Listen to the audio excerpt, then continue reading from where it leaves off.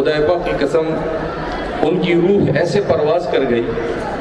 کہ ان کی آنکھوں کی پلک بھی ہلی نہیں،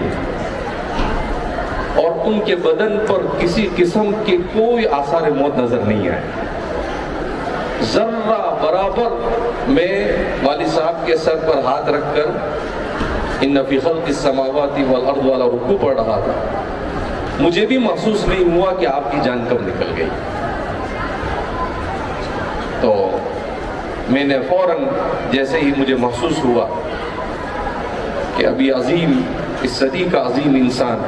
اس دنیا سے رخصت ہو چکا ہے، اللہ نے میرے دل میں بات ڈالی، میں نے آپ کی پیشانی پر بوسہ دیا اور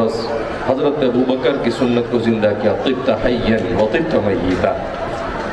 آپ کی زندگی بھی قابل رشک اور آپ کی موت بھی قابل رشک۔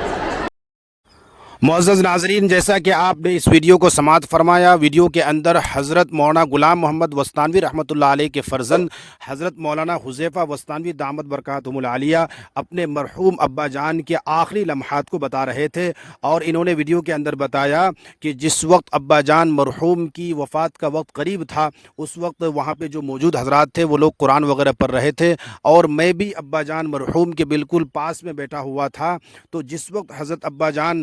مرحوم کی روح نکلی ہے، روح پرواز ہوئی ہے، بالکل بھی ہمیں کسی احساس بھی نہیں ہوا، ہمیں پتہ بھی نہیں چلا، قریب میں بیٹھنے والوں کو بھی احساس نہیں ہوا، اور خود ابا جان مرحوم کے جو ہے جسم پر کسی بھی قسم کے ایسے اثرات ظاہر نہیں ہوئے، یعنی بہت ہی آسانی کے ساتھ اور بہت ہی سہولت کے ساتھ، راحت و عافیت کے ساتھ ابا جان مرحوم کی روح جو ہے پرواز کر گئی۔ یقیناً ناظرین کرام، جو اللہ کے ولی ہوتے ہیں، اللہ کے جو مخلص بندے ہوتے ہیں، اللہ کے جو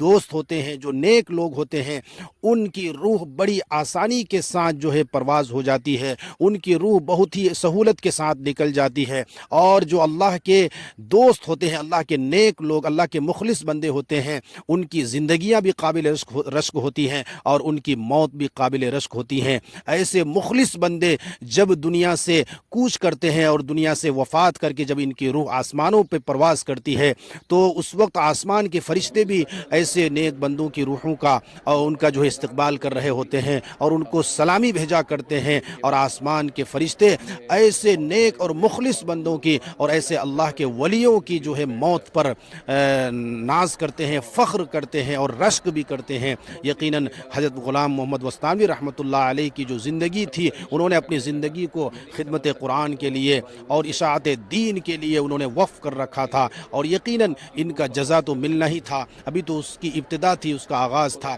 اللہ تبارک و تعالیٰ نے حضرت وستانوی رحمۃ اللہ علیہ کی خدمات کی برکت سے اور ان کی محنت اور قربانیوں کی برکت سے، ان کی خلوص للہیت کی برکت سے ان کے ساتھ جو ہے ایسا آسانی کا معاملہ فرمایا کہ بہت ہی آسانی کے ساتھ ان کی روح پرواز کر گئی، اور انشاءاللہ ثم انشاءاللہ اللہ کی ذات سے قوی امید ہے کہ آخرت کے مرحلوں میں بھی اور آخرت میں بھی انشاءاللہ ان کے ساتھ بہت ہی اچھا معاملہ ہوگا، کیونکہ وہ اللہ کے بہت ہی نیک اور مخلص بندے تھے۔ یقیناً میرے دوستو، ایسی موت جو ہے، ایسی موت پر دنیا کی ساری دولت کو جو ہے قربان کی جا سکتی ہے کہ ایسی موت قابل رشک ہوا کرتی ہے۔ اللہ تبارک و تعالیٰ سے دعا کرتے ہیں کہ اللہ تبارک و تعالیٰ ہم سب کو ایسی ہی موت نصیب فرمائے، ایسی قابل رشک موت اور ایسی اچھی میٹھی موت